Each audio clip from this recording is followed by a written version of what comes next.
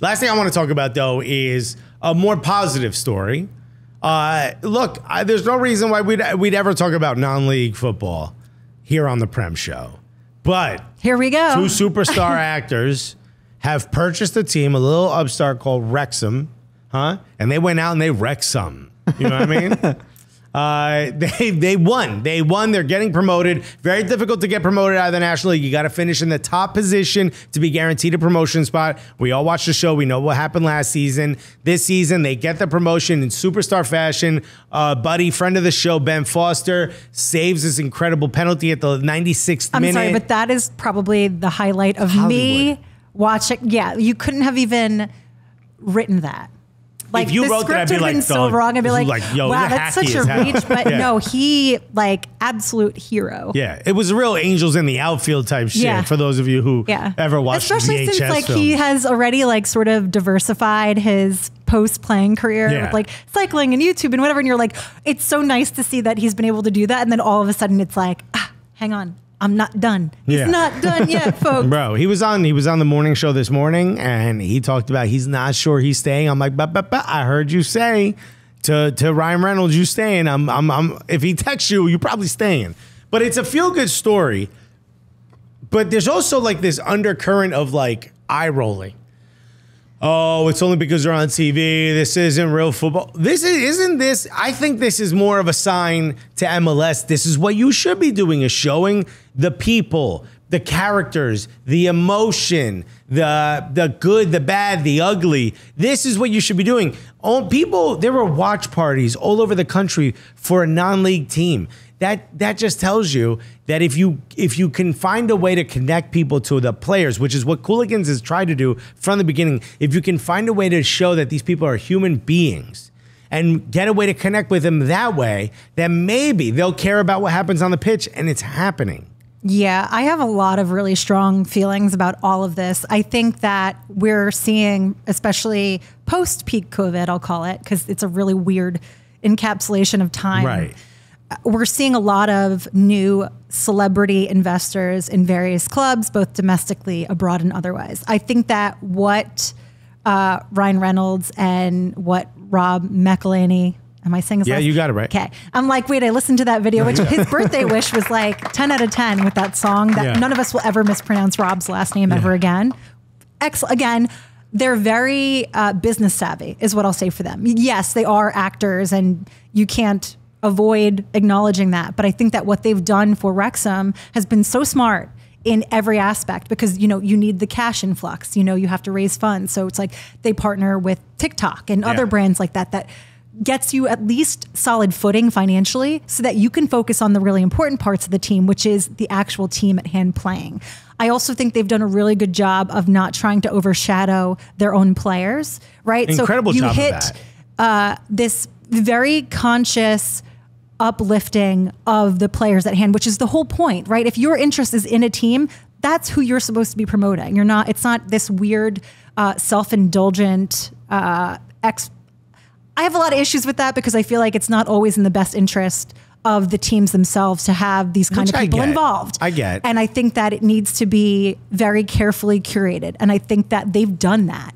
They've made people care about this, not just soccer fans all in, right? It's almost like this weird Ted Lasso-ian effect, where it's like they're not necessarily soccer fans, but people are so invested in the human interest side of this story.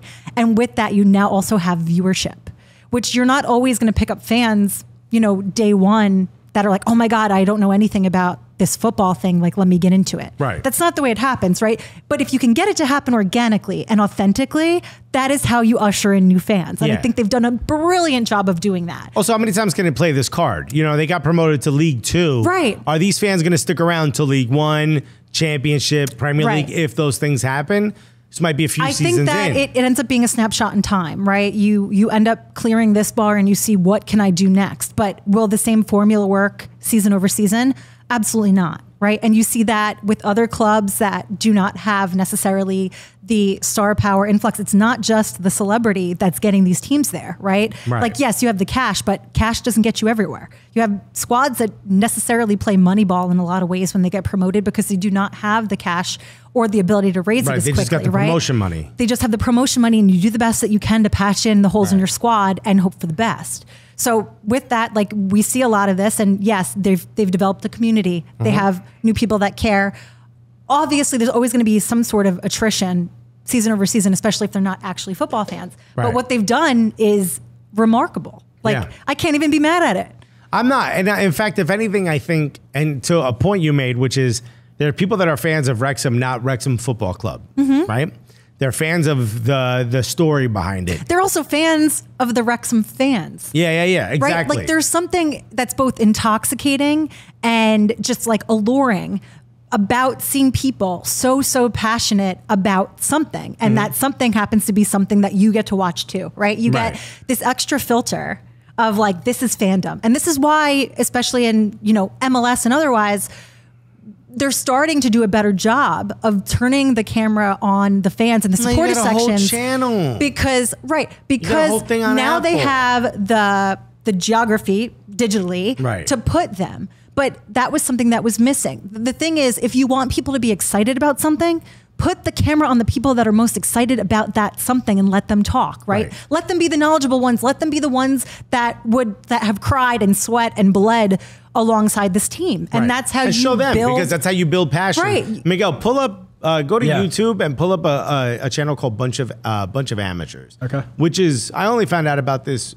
through the We Are Wrexham show. This is a team in Wrexham's league. They actually played Wrexham recently called Dorking. Now, that's not why I'm bringing it up. I don't know. Dork means whale penis. I knew it meant penising? I knew it meant penis. It's like, you can't penis. call somebody a dork. Well, I don't usually use dork because sometimes it's construed as a curse word, but yeah. Really? Yeah. You can call me a whale penis all day. I'd be like, I'm not. I'm kind of a cool guy. But go up to, let me see how many subscribers their channel has. 61,000 subscribers. So the owner of this team is also the coach. He dresses like he sells used cars in LA. He's a bit of a wild boy, this guy. He's the Savannah Bananas of England, kind of. He dresses like, he's like, what are you, divorce? I'll handle that for you. What do you need? A payday loan? I got you. You got to buy a car? That's kind of how he talks and dresses. But they started a YouTube channel. This is like the low budget version of what We Are Wrexham is doing. And they've got 61,000 subscribers. Literally, camera guys follow everything that happens, from the fridge being broken to, something like everything, right? They follow everything. This is like what's drawing people to Dorking wouldn't have an opportunity otherwise to promote their players or anything. This is the best they have. And obviously they don't have superstar owners. The guy's just like a local guy. But this is the next step. This is, to me, what the right step should be for an MLS team. This idea that it's about what happens on the pitch is fine for football fans. For everyone else, and if you want to create new football fans, this is how you do it. Till I die shirts. I need to invest. This is what I've needed in my life. Dorking till I die. Find out how Mark White's Dorking Wanderers, so it's not Dorking United, it's Dorking Wanderers, which is a wandering dork, is scary already. Team get on in the National League after that dramatic playoff final win. Okay, so that was 6 months ago. But these are the kind of hooks that you need, right? And it doesn't have to be overcomplicated. It doesn't have to be big budget. It just needs to be. Right. If I work at MLS front office, right? I don't look at We Are Wrexham and go, why didn't they buy a team in our club, in our league? I sit there and go, what have we learned? Right, what formulaically would work for us, and how do we apply it?